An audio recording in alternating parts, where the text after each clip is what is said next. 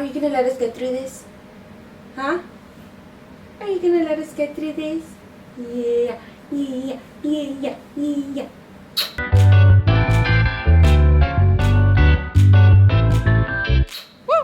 Hello, and welcome back to another video. If you're new here, welcome. My name is Kimberly. I am married to my college sweetheart. We have 3 littles, 2 girls, and baby boy Udonis here. And today's video is going to be a 6-month baby update. I actually wanted to do like 1 week baby update, 3 months, 6 months, and so on, and even like every month. But 3 littles is hard, you guys, and very, very time consuming. Someone needs you at all times. So here we are 6 months later doing a 6-month baby update, because soon we are going to blink and this little guy is going to be 1, which is crazy that he is going to be 1 in a matter of 6 months, and time is going to fly, and we're not even going to see it. Right, papas? Let's see how much of this video we can get done before he gets tired. As you guys can see, he is digging his face into my neck. We are about 40 minutes away from nap time, and he's showing signs of wanting to go to nap early. So let's start there. Let's start with naps. Udonis is taking 2 naps a day. He takes one really long one and he takes a shorter one. So his long one is usually his morning nap. It is from about 10:30 to about 12, depending on the time that he wakes up. So it gets about an hour and a half. Sometimes he'll go into 12:30, and at that point I have to wake him up because we do have to pick up Alyssa from school, and I have to sit in car line. And so we start getting ready at 12:30. But about 2 hours, he usually wakes up before that, and so I don't have to wake him up out of his sleep, but there is times that I do. So his morning nap is his longest. He will take an hour and a half to 2 hours, and then he takes an afternoon nap that usually is about an hour. It's not that long, sometimes shorter than that, on average about 40 minutes before bedtime. And that one happens around 3:30ish, and so he's up by about 5. That is on a day where his schedules are normal. There is days where he doesn't wake up as early as he usually does, or he's just having a really bad day and skips all his naps. You know, it happens. He's a baby, and at those days I just go with the flow, and if he needs a later, longer nap, it happens. I usually stay up late, and so what will happen on the days he doesn't take a good nap is he will go down around 3:30, which is his afternoon nap, and he will stay sleeping till about 6:30. Bedtime is 7:30, 8 o'clock for him, and so he's not going to sleep at that time. So after bath time and all the things that we do, I will stay downstairs with him. I'll put him in his bouncer that you guys have seen on Instagram countless of times, and it tires him out because he's constantly jumping, and then he'll be ready for bed about 9 o'clock, and he is done. He does wake up one time during the night. He usually wakes up between 2 and 3 in the morning, and he just wants his bottle. I give him his bottle, he goes right back to sleep, and he's up at 7. So not that bad. I would say he goes down around 8, wakes up around 2 or 3, and then at 7 again. So we're in a pretty good sleeping schedule. I did get him into his room closer to about 4.5 months. Usually I kept the girls until about this age in our room, and I do think that made a difference. He sleeps a lot better in his room. His crib is bigger. Anthony and I work and do school at nighttime. He's in school. He also works full time, and any work that I can't finish during the day, I do at night. So he's not listening to us, you know, do our work or watch TV or watch a movie, whatever we want to do. He's in his room with his sound machine on, sleeping. Right, papas?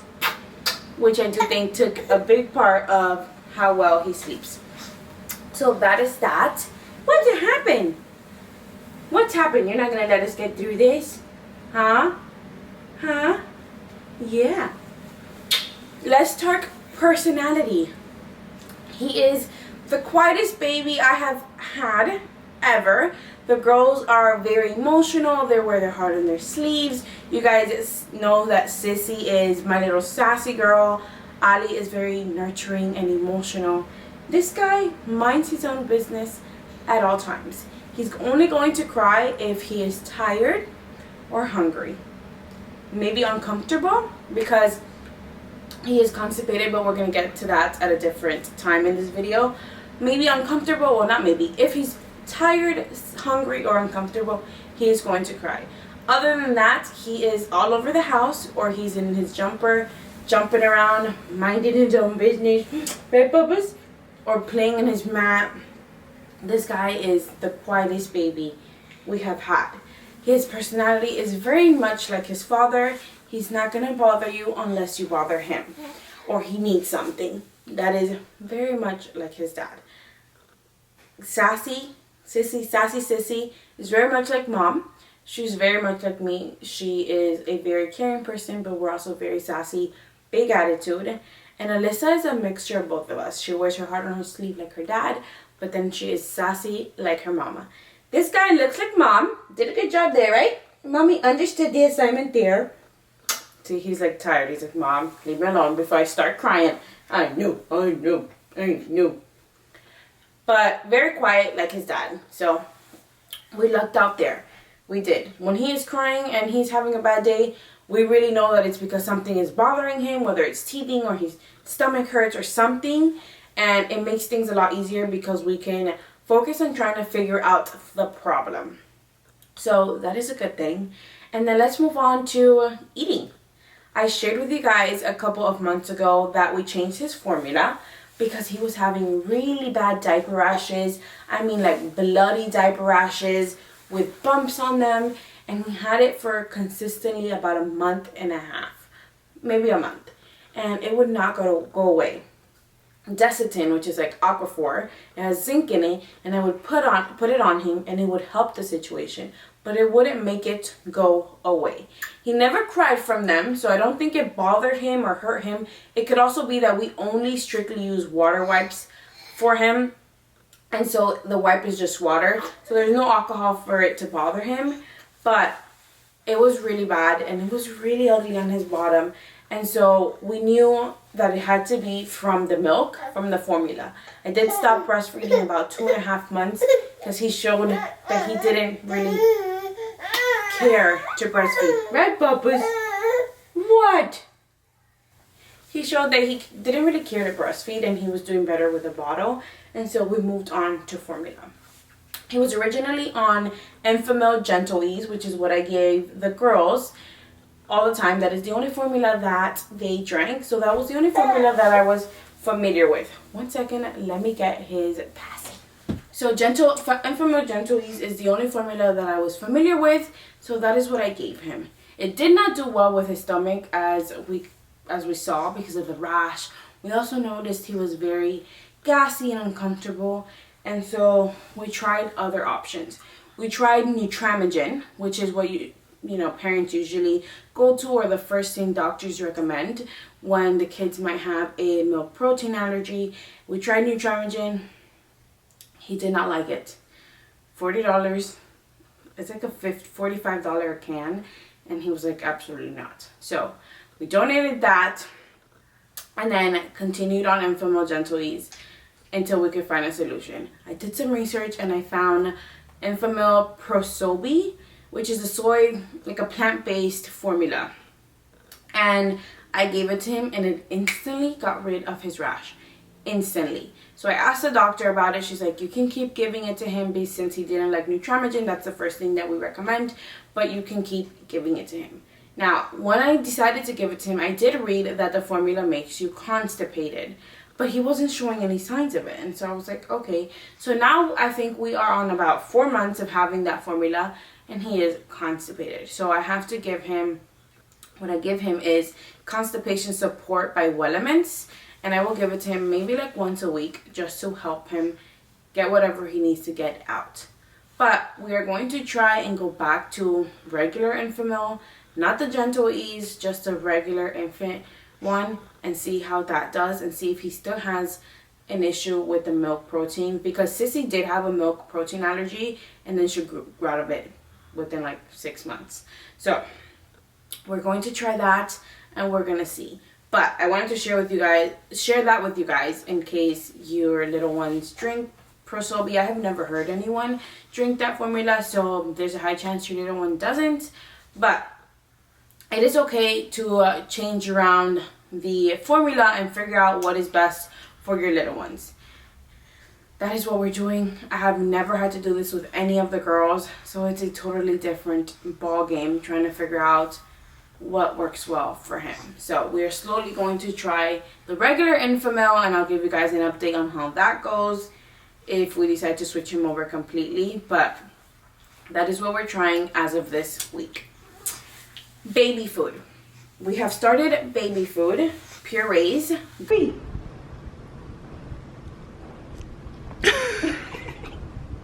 What do you think about that?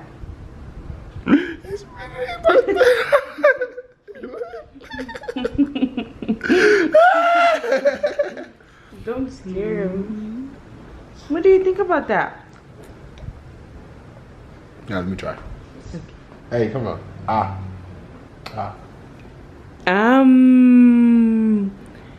Ay, qué rico.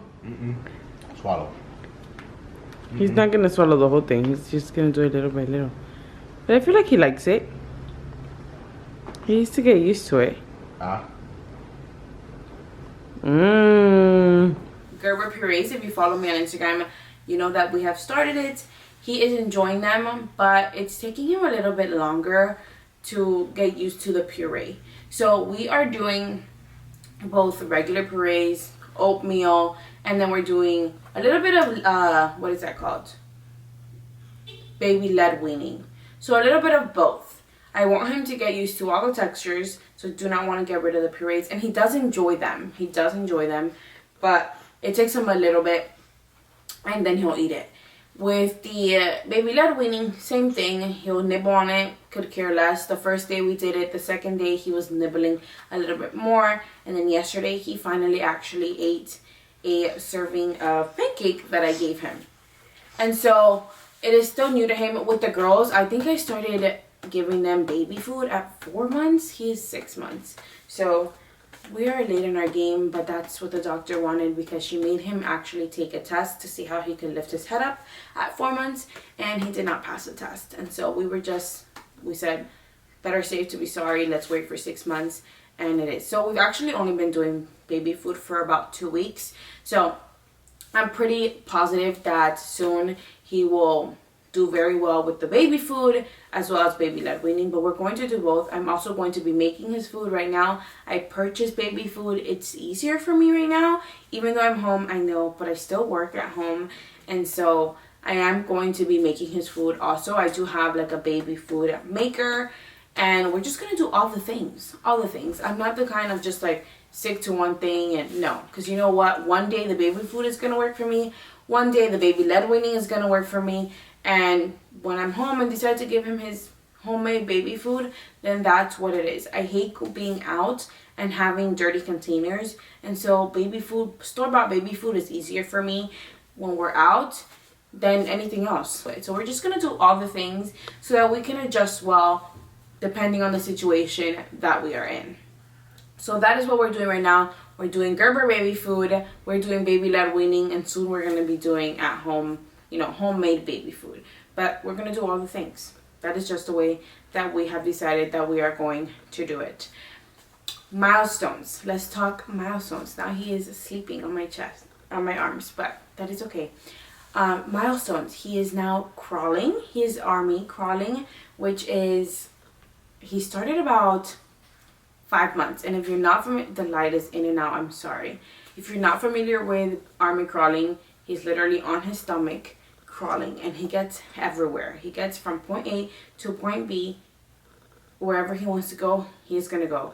He is now like found my bar downstairs, and he plays with the wine glasses. I had to move them this morning, and then yesterday or the day before, he got close to the stairs, and like got up on the first step, like just stood up like that on his knees, not actually climbed them.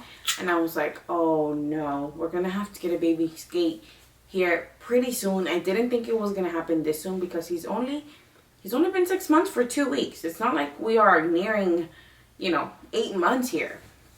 So he's only 6.5 months. But here soon, we're going to have to get a baby gate for the top and the bottom. Yesterday, I was cleaning the girls' room, so I put him in his room on the floor with some toys right next to each other, so I'm literally not even that far. And he crawled out of his room into the girls' room. And I was like, yeah, you're just going to get wherever you want to go, and you're going to go. So we are at what I call, I don't sit still phase. He is everywhere. So he is moving around. He actually also started sitting up this week, which we have been trying to get him to sit up for quite some time. Usually you sit up before you crawl, but he decided to do things his own way and he crawled before he sat up. So now he is finally sitting up on his own. He doesn't really go from crawling to sitting up yet, but he is trying to get there. He will get on all four and he'll do this little shake thing that he does like this, which means soon he'll be crawling on all fours. And then he'll get like on one knee like that. I can't do it, but he'll sit like up on one knee. But he hasn't really like sat up completely by himself. And so maybe closer to 8 months he'll do it. I'm not sure. But he is showing signs that he is trying to sit up from crawling to sitting up. But if you sit him up on your, like I just sit him up, he will sit still and he sits up without a problem. He will play with the toys in front of him. He sits still with no support. And so that is a milestone that I was happy to see. It actually started about a couple days ago, it started like 2 or 3 days ago. And so I sat him up just to see, and he stayed, and I was like, oh my god. And I recorded him. I'll probably show a clip. He's in his diaper, but we'll see. Maybe I'll share a clip here. I'll record a new clip of him sitting up and share with you guys. If you follow me on Instagram, I did a reel and he was sitting up. So you probably have already seen it. But it's just so crazy how excited we get for milestones. Even if you have like previous kids. Like this is baby number 3. And each milestone is still just as exciting, which is crazy. No milestone for me has been like, oh yeah, you know, whatever. No, it's like, oh my god, he's having baby food. Oh my god, he's crawling. Oh my god, he's sitting up. Like, it's always such an excitement for me to see that he has reached a new milestone. So, that is where we're at. He's sitting up. He is crawling. He's having all the baby food. We're trying to figure out formula. And that is, that is where we're at with him. He does say dada. I shared that with you guys on Instagram. He said dada about 5.5 months. I wish you would have said mama. And he said it completely random. Like, he was not showing any signs at all of saying any words. And then one day, he just said it. And I was like, no. You're supposed to say mama. The girls have said dada, both of them. But he's a mama's boy, and still, this kid is a mama's boy. And there's just something so different about having a boy.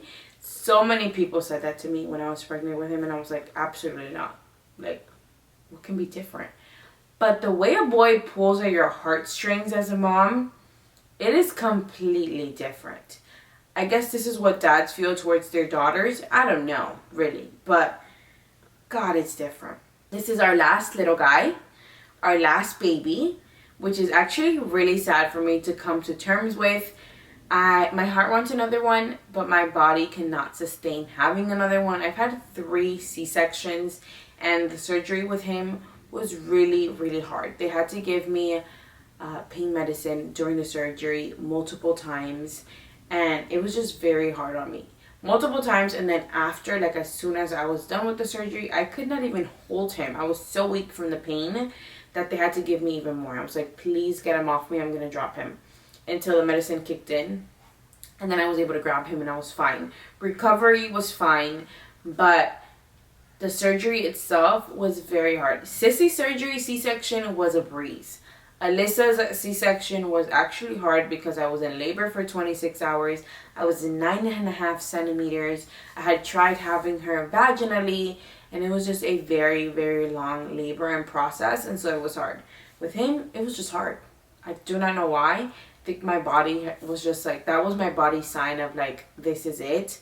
And actually, when we were in the recovery room, Anthony looked at me and said, this is it. I don't think we can do this again.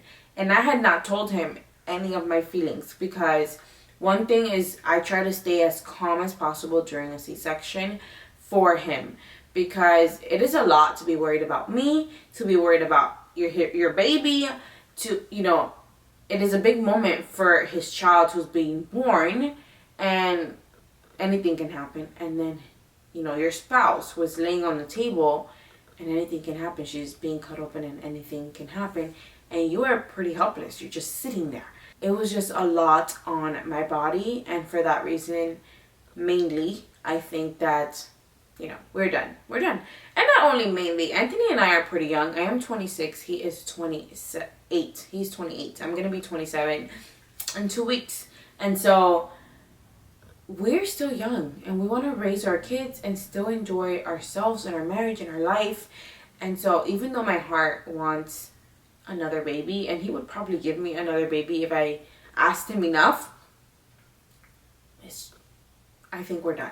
And so this is our last little baby, and I enjoy every milestone that he reaches, and I try to be 100% present in all his milestones, because there's not again, I also try not to regret anything, any decisions I've made in the parenting process with him.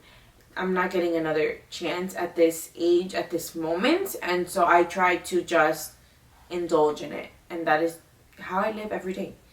Pretty much. That is how I make decisions and how I go.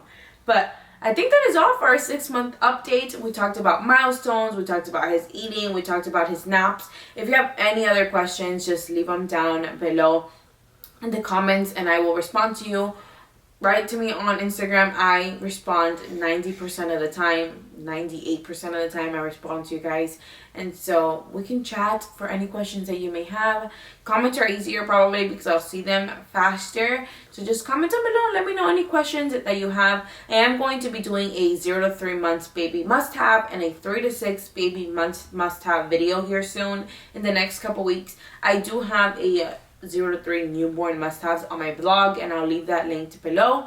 Things that we loved when we in the first couple of months. But if you do not want to read that, I will have that video up in a couple of weeks for you guys, or in the next coming weeks. But don't forget to subscribe if you haven't already. Follow me on social media and join our family.